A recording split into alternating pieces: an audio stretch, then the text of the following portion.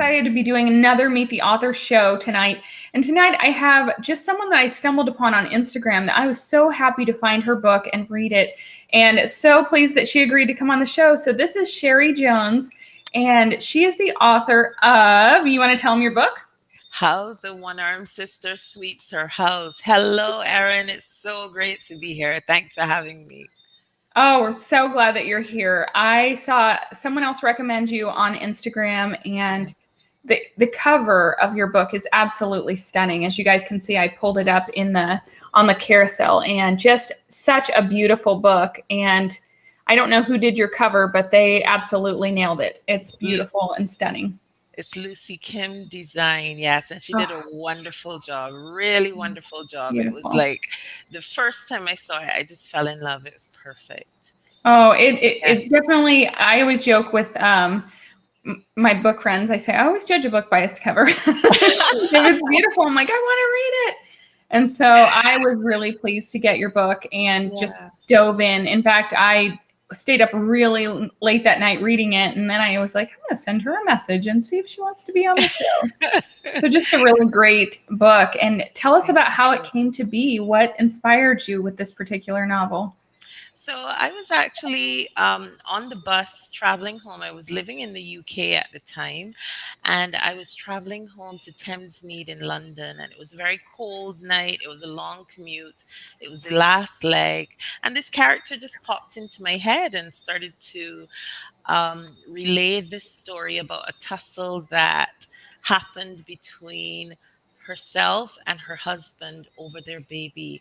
And if you've read the book, and you have, you know how that ends, and it's pretty tragic, but I found it so compelling that I had to go home and just start writing straight away. I put my boys to bed, and it was just writing until the next day just to get that story out on paper. I thought it was going to be a short story, but it grew from there.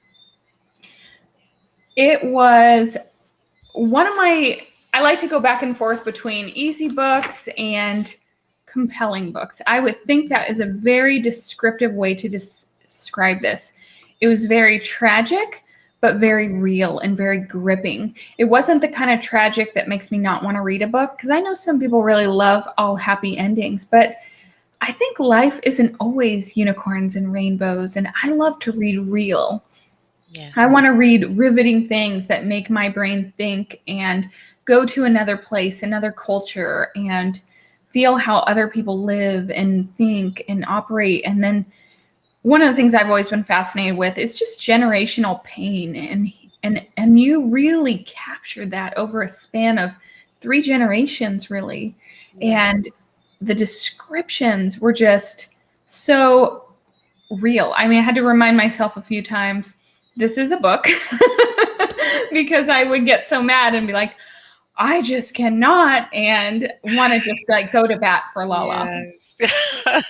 Yeah. So, the thing about writing a book like this, I think people all know about the picture postcard aspect of Barbados. And I keep saying we are that. We do have the beautiful beaches with the pink powdery sand and the wonderful sunshine and all the rest of the things that you see kind of in the tourist brochures. But there's also another side to life here that a lot of people who actually live here experience.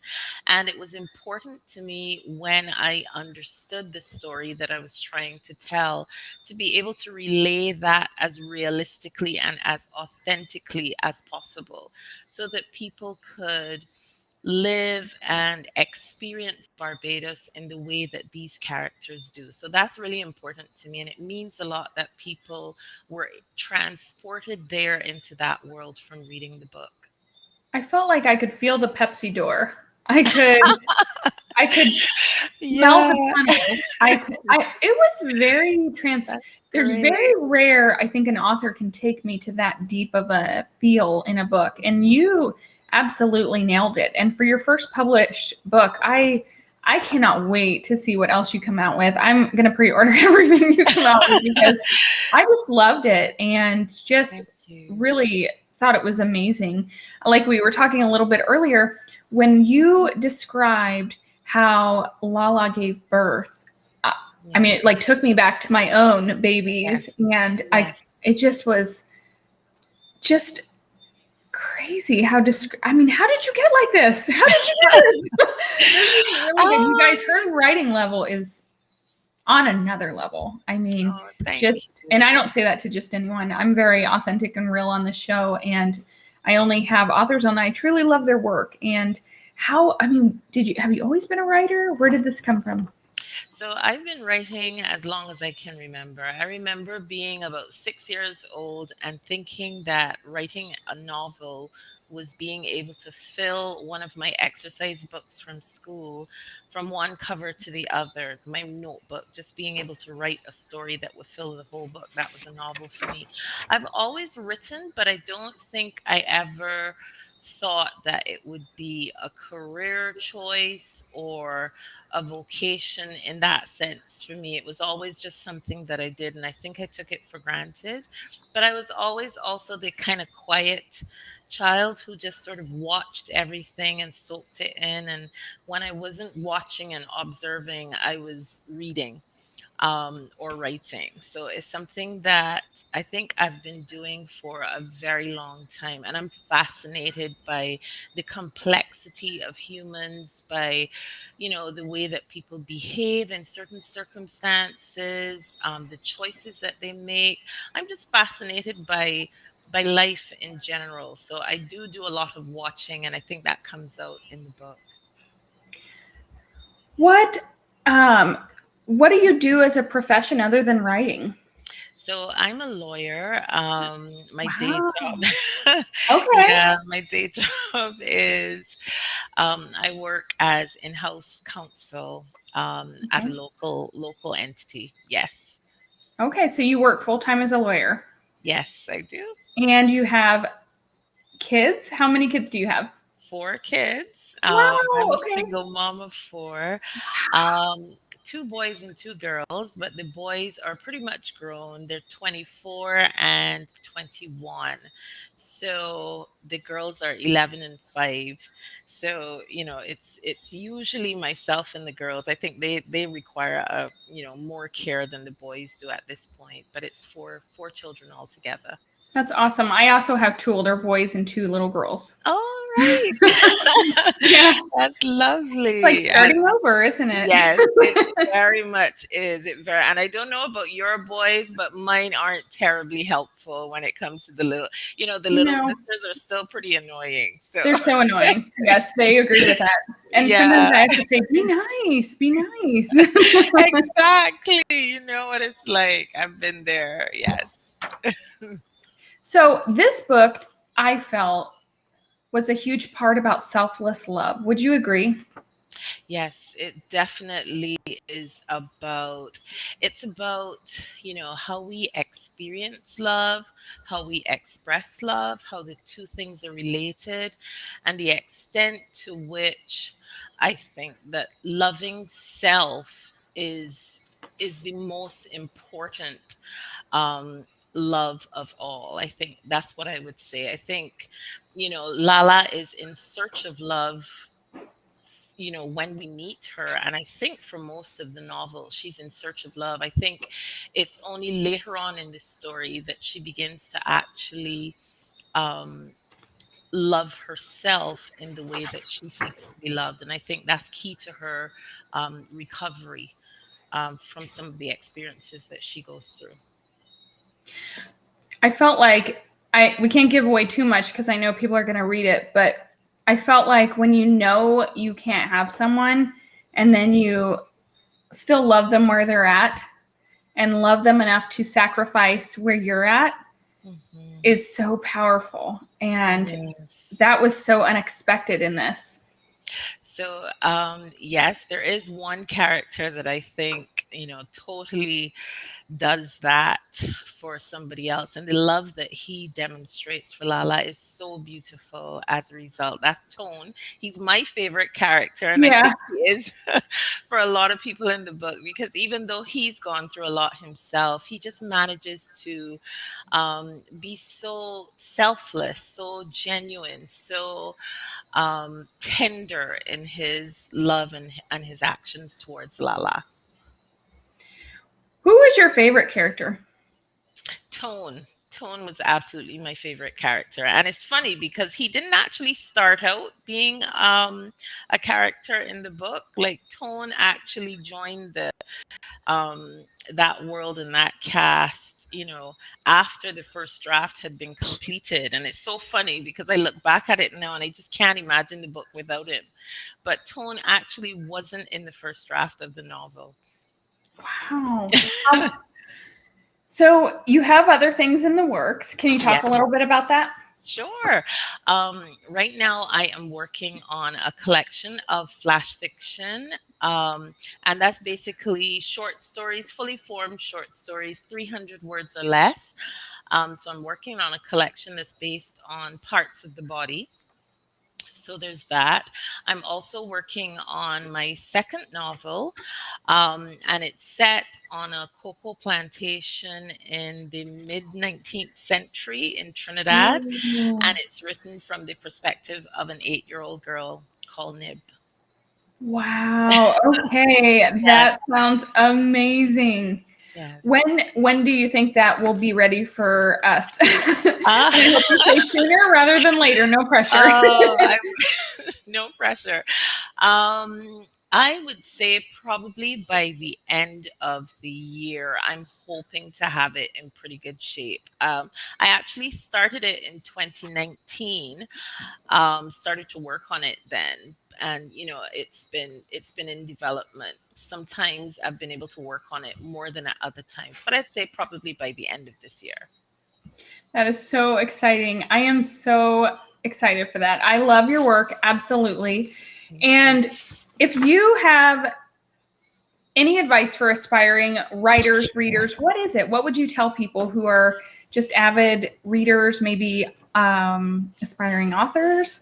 What I know you worked so hard to get here, and like you said, it was definitely not overnight. You had to work really hard, and wow, whatever publisher was lucky enough to get you, I mean, you are phenomenal, and I know that you're going to do big things. I could just tell reading this book. It's very rare I would give this out because I interview a lot of authors, but this is probably one of my favorite books of 2021. Oh, Up thank there, you. probably at the top. It means a lot to hear you say Yeah. that. Thanks so much. It was, sometimes I read a book and I get really mad at the end. I'm like, why did this happen? And then yours was just redemption a little bit. And, just, I don't know. I can't give too much out, but it was so good. So Yeah. good. And yeah, wow. Well, what else do you like to share? What are some reads that you love to read? Well, my favorite book of all time, I would have to say, is a book called The Wine of Astonishment by a Okay. Trinidadian author called Earl Lovelace. And it's about Mhm. this small community in Trinidad. It's a religious community. We call that group the Spiritual Baptists here. In Trinidad, they were known as the Shouters. And that's because of the style of worship. But it's about what happens when progress, quote unquote, comes to this community, and how they respond to it and how they're changed by it.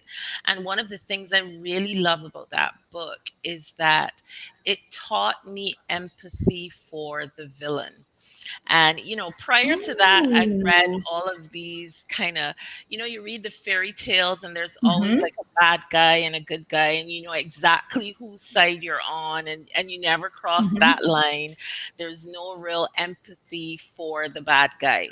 And that was one of the first books I remember reading and just feeling so wrenched inside about this particular character called Bolo, who started off as, the pride of this community. He was strong, he was, athletic. All of these sort of little old women just loved and adored him. And when he understands how his community is responding to progress, it's not something that he approves of. And we just see him just start to go further along that continuum between good and bad. And he ends up more on what we would call the bad side.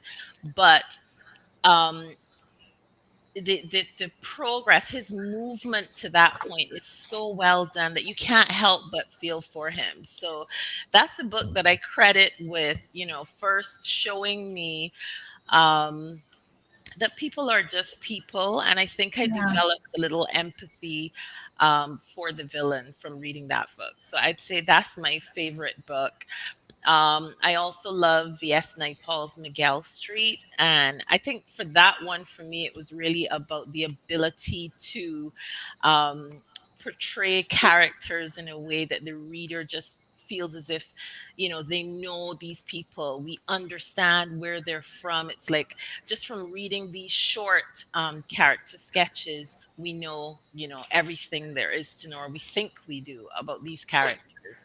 So that's probably the first set of advice I would give to any aspiring writer. It's to read as much as possible. I mean, I think people might have heard that before, but it really is, I think, the best advice to anybody who is, aspiring to be a writer. Quite apart from that, what I would say is, accept that your journey as a writer is your own. And there were many years during which I just kind of thought, okay, my big dream of being a published author, um, internationally published author is probably not going to happen. And, I really did get to that point, and was pretty much on the verge of giving up on that dream. But I did understand that I'd be writing anyway. Writing was a that there was no compromise on the writing itself, but I think that dream of publishing internationally and having something I wrote be well received at that level just started to fade into the background a little bit. And what I would say to people, like I said, is just accept that your journey is your own. The timing is your own. Read as much as you can. Learn as much as you can about publishing if publishing is an aspiration of yours. But just, focus on your craft and enjoy the ride. That's what I'd say. That is the best advice. I love what you said about the villain. I did, and you really wrote about that with Lala's husband. Yes. It took when I could just picture when they got the food and he was, I wanted to just, even though I was so mad at him, I wanted to go buy him a little Yes. chicken dinner and like 3 chicken dinners. Yes. And I think it breaks a mama's heart to see that. And Yes. Yes. I remember thinking that when I was reading it, was having empathy for him. Yes. And I think that is really important too. Yes. Yeah, that was really powerful. You did I such a think, good job. thank you. I think empathy for people and understanding that people are people, Yeah. helps us all to develop as a as humanity. It's just better to be able to understand people's struggles, how their background and what they might have been exposed to might have led to certain choices that we might consider, bad choices, not the best Yeah. choices.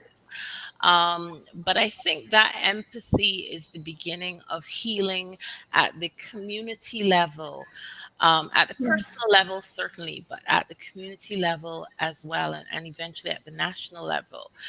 I think that's Absolutely. very, very important. So for me, for my characters, even the ones who are, pretty bad, who do some pretty awful things, I felt it was important to just understand what had helped to shape them.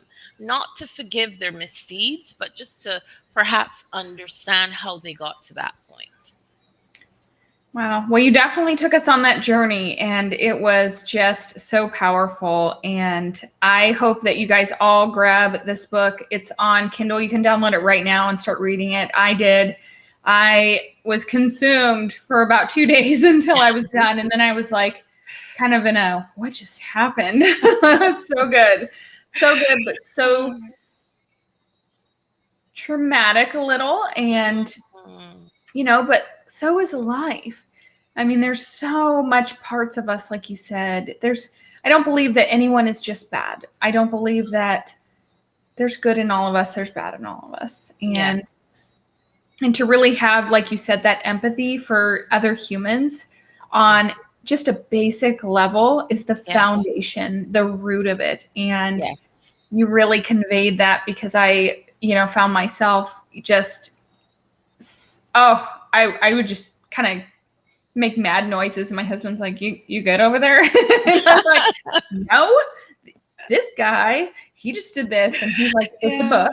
It's a book. And I'm like, I know, but I'm really into it. Yeah. I actually have a Oh, background in my degrees in human services with a focus in domestic violence. So wow. championing, just being in the corner for that, that space has always been on my heart. And anytime I see domestic violence situations, the mama bear comes out, even when they're fake and they're fake characters. Yeah, it's so wonderful to hear that. I mean, just this week in Barbados, we had a death, and it's rumored to have been, a person who was killed by someone that she knew very well, and under, certain circumstances. And, without saying too much about it, we have had quite a few occurrences like that in Barbados. And this is something that I think we need to talk about. And for Yes. a lot of us, it's difficult to talk about, just openly, as a topic of interest, as something that's happening in the community. And that's one of the benefits of a story. Because for a lot of people, there's a view that a story is, just a story. It's a safe space to go into, Yeah. and inhabit a place with these characters and inhabit a world for just a you know a moment in time, and just to understand, some of the experiences that they go through. And I think that's one of the things that I certainly appreciated when I was a lot younger, that ability to travel, to be transported by something that I've read. Yeah. And I think that's really important for some of these difficult topics, to have that space within fiction to safely explore, and hopefully to walk away from that experience changed by what we've experienced, what we've read. And I really hope that's one of the things that happens to people who read this book. Perhaps it's an opportunity to maybe look into a mirror, either at a personal level or at a community level, and to really think about what world we live in, what experiences some people have, and perhaps how we can start to bring about change. So, I yeah. agree. My grandmother told me when I was little, she was an avid reader, that books are treasures and they will take you to places. And I know Yeah. she always wanted to do more traveling than she did. And I felt like, we all took a trip to Barbados reading your book. And that is just, you really did do that. And I think that for even someone who may find themselves in a situation or whatever, they can maybe read your book without giving too much away and find a lot of hope, Yes. a lot of Yes. hope in Yes. empowerment and, Mm. and just, take you to a different place. I think that the past couple years have been rough on so many of us, and Yes. just having good books from authors like you that can take us to another place and just, teach us something and show Yes. us a different culture, a different way of living. There were things I had Yes. to Google reading your book. I mean, Yeah. I wanted to know, I wanted to see what things look like that you described, and it Yes. took me to that place. So that was cool. Yes. And I think that's one of the wonderful things about reading fiction, because I do think some of the early readers of the book might have been a little worried about that. It was kind of like, there I would talk about things like pudding and sauce, and it might be like, well, what's pudding and sauce? But I think if we're in a situation where somebody is clearly eating or about to eat, putting in cells, even if you don't know what it is, you understand it's food, you can Google it. Yeah. But I think books provide a wonderful opportunity, like you said, to travel, to go Yes. somewhere else, to experience Yes. something else. So I'm really glad that people were able to do that, and I hope that translates into actual visits to Oh, I Barbados. would love to come to Barbados. That is on bucket list for sure. I am Yes, excited. we would love to have you. You know, things are beginning to open up again, so it would be fantastic to. Now, where is your favorite city in Barbados? Well, my favorite town in Barbados is actually Speightstown. That's in the north in St. Peter. I just love Speightstown. It has that kind of charm to it. You know, the architecture, some of the little streets, the colors. It's Mm. just it's almost like Barbados was stuck in time in the past, and so you look and you see things to me in Speightstown that are not as visible in other areas of Barbados. So I love Speightstown for that. I love that's my favorite, but there are other towns. There's Oistins, of course. There's Bridgetown, which is the capital of Barbados. But I personally love Speightstown. Awesome. Well, thank you so much for coming on this live. It was so much fun. And Thank if you you. just want to stand by 1 minute, I'm going to tell them where to find you. Do you have a website? Do you have any information? I know you're Cherie Jones Writes Right. Yes. on Instagram. So you guys can And follow her yeah, there. Cherie Jones Jones Writes. Writes. And what else? Where else can we find you? So you can also find me on Facebook at Cherie Jones Writes, the same thing, Cherie, Cherie Jones Writes. And on Twitter, I'm at CSAJ, the writer. Okay, So well, yes, I will that's follow where you you can over there. find That is so exciting. Well, thank you so much. All right, me. Thank Amazon, you. grab her book. I see you guys have been making them pop up. I've seen them go up on the screen. That's so awesome.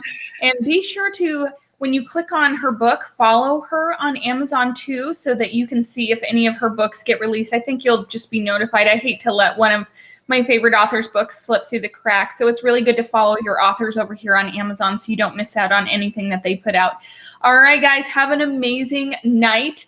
And don't forget to stay tuned. Tomorrow, I'm interviewing another author over here at 6 p.m. Eastern Time, and it will be Joyce Maynard. So stand by for that.